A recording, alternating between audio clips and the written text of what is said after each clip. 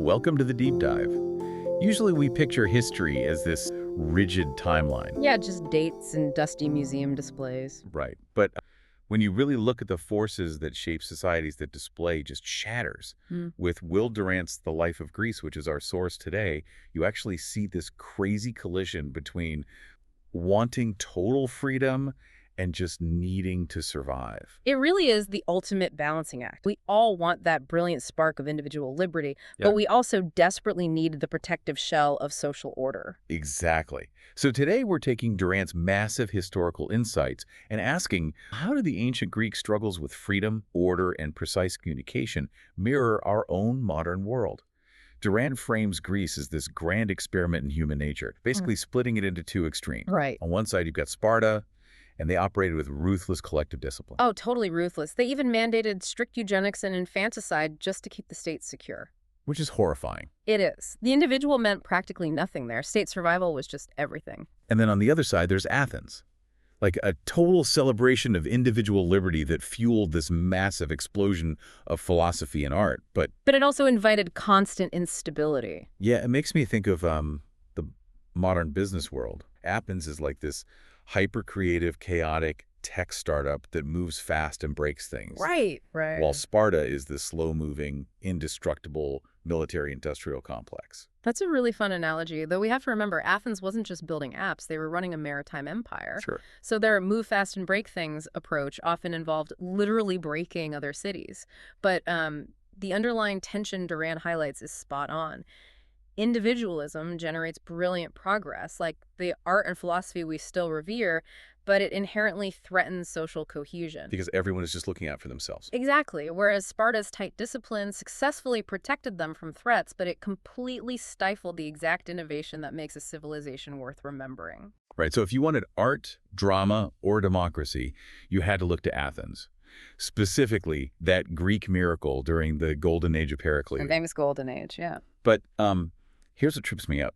Durant writes about this explosion of liberty, but it was completely entangled with the institution of slavery and, frankly, the extreme subordination of women. Oh, completely. So how much can we truly revere a golden age that actively excluded the vast majority of its own people from those famous democratic protections? It's a really critical question. I mean, Durant's 1939 perspective focused heavily on elite men. Yeah. But modern scholarship forces us to look at those marginalized groups. Oh, right. Still, Durant's underlying pattern of why civilizations fall holds up beautifully here. How so? Well, it isn't just that Athens had a moral failing, it's that those exclusions created structural rot.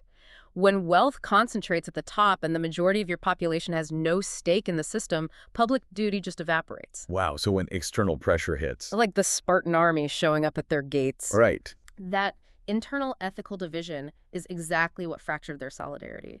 They couldn't hold together because too many people had no reason to defend a system that didn't protect them.